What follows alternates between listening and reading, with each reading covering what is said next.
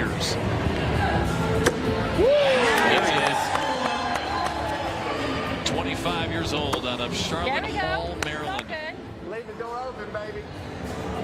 A couple out to the right. Can Dayton Weber take advantage here? Bag two is going to be good. He's up 4 points in the round after 2 bags from each. You got this. It's all right. It's going to set up a field goal for him. He's got a lot of room to work with. Just work right down the middle of those bags. Perfect.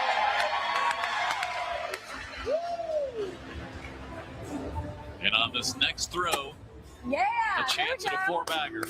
Here for Dayton Weber. In for a 6. And it is good right down the middle. And the crowd loves it here in Milwaukee.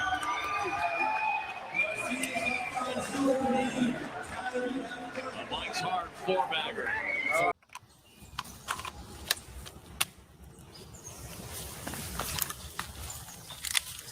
Get your phone.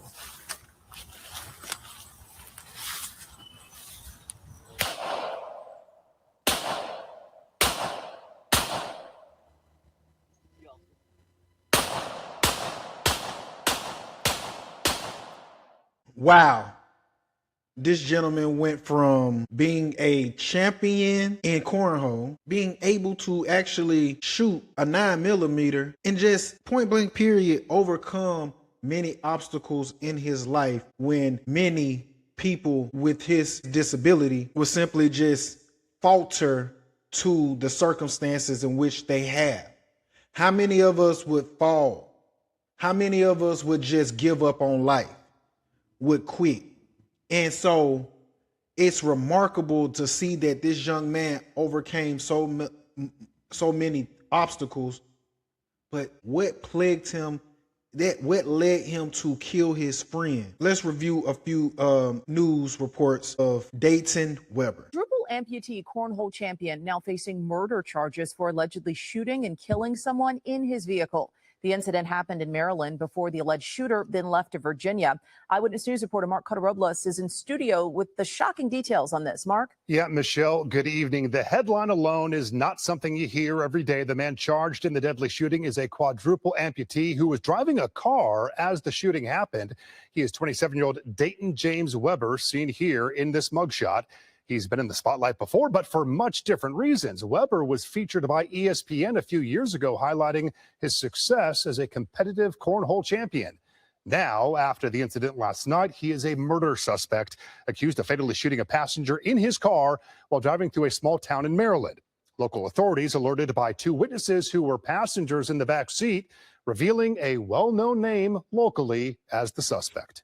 There's been many news stories done about him, and a lot of people are very familiar with him.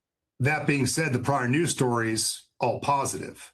Yes, yes. Not only did he allegedly fire the gun, he's also driving the car. What do you know about those circumstances on how he can even accomplish this? What I would say is that his accomplishments and capabilities have been well documented on the internet. There's a YouTube channel and a lot of stories out there about what he is capable of doing. And we would urge anybody who has questions to just look at his name and look at the videos.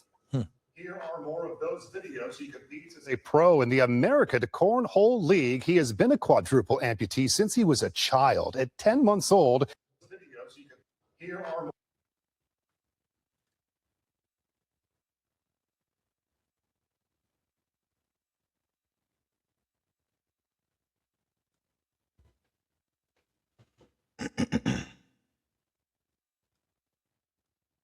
And drove off with Wells still in the car. About 2 hours later, a resident. We're following a shocking story out of Charles County, Maryland tonight. Police say a professional cornhole player who has no legs or arms is accused of murder. Our Alexis Wainwright brings us up to speed on the investigation. Tonight, new video emerging from YouTube.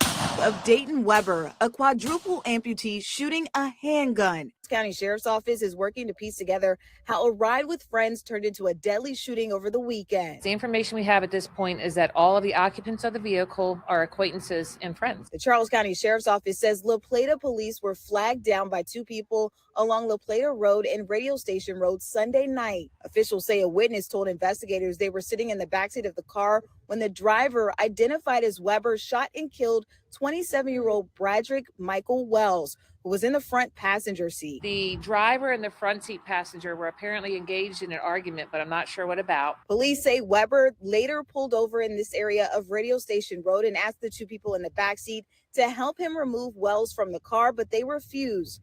Investigators say Weber then drove off with Wells still in the car. About 2 hours later, a resident living off of Newport Church Road in Charlotte Hall called 911 to say that they saw what appeared to be a body lying in somebody's yard. Police later confirmed that the victim was Wells.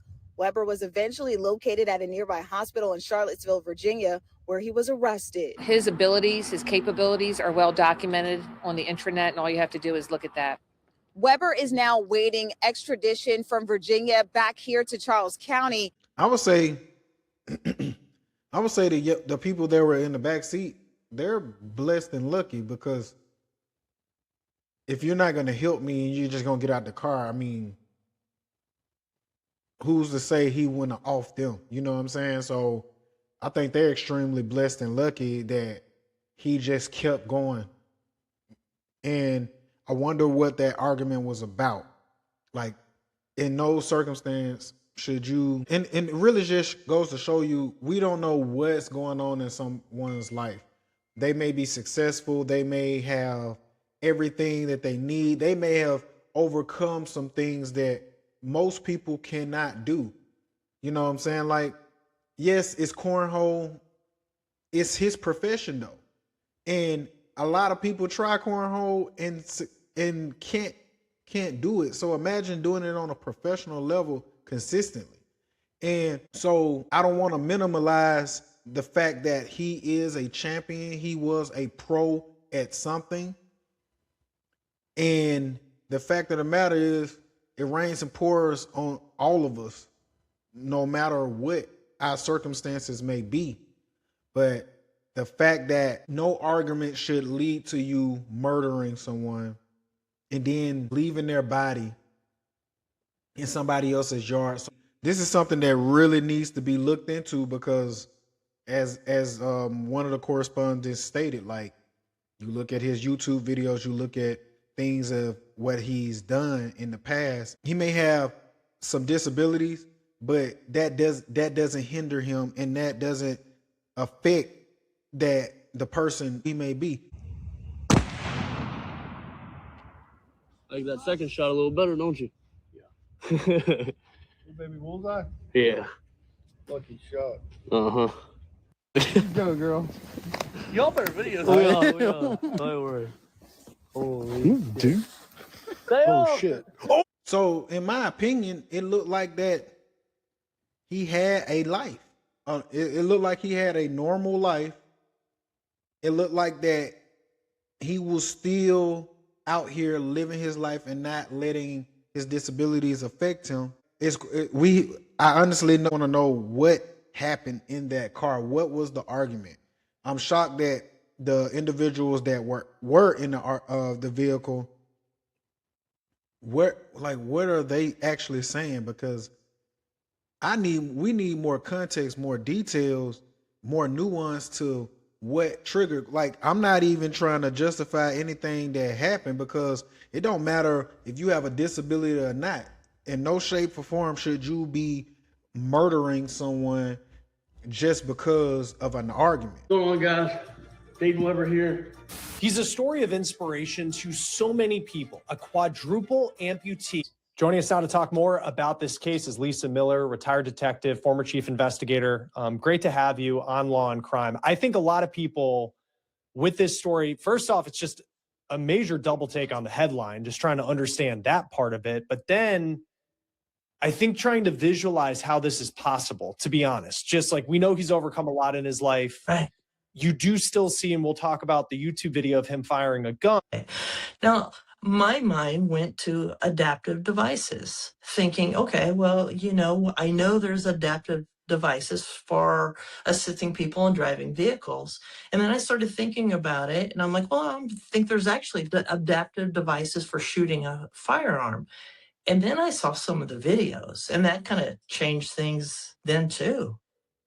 Right. And you think about, and first let's just talk about him, because you look at, there's the video of him climbing up a tree stand.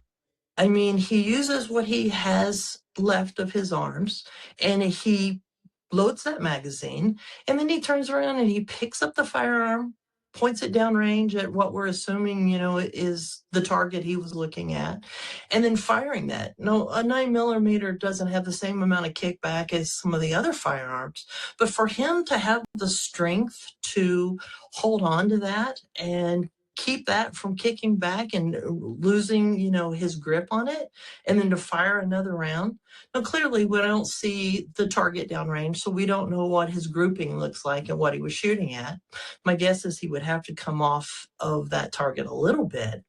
But then I'm seeing the video of him climbing up this deer stand, and the strength that he has is pretty amazing. What he has overcome in his life and the resilience. And I think, to me, that makes this case even more tragic.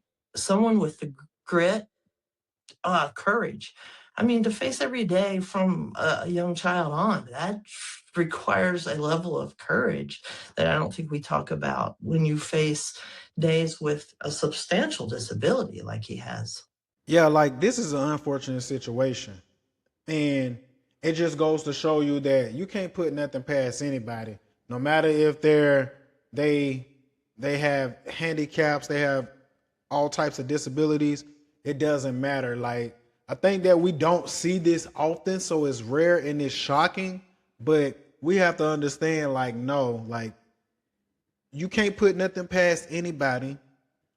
And especially, willing vessels that have overcome so many obstacles. If, it's just mind-boggling for someone at a young age that's been dealing with things all their life to now subsequently to be able to achieve the things that he has achieved, to now being a criminal, and now you're having to go into the justice system. Is just very, very remarkable and quite, like, astonishing, like, crazy to see. And so hopefully we can get some more updates and some more clarity on why this situation happened. Hey, sippers, sip it. Y'all let me know how y'all feel about this whole situation in the comments. Remember to like, share, subscribe, and hit that notification bell. It's your boy Mercy. I'm out.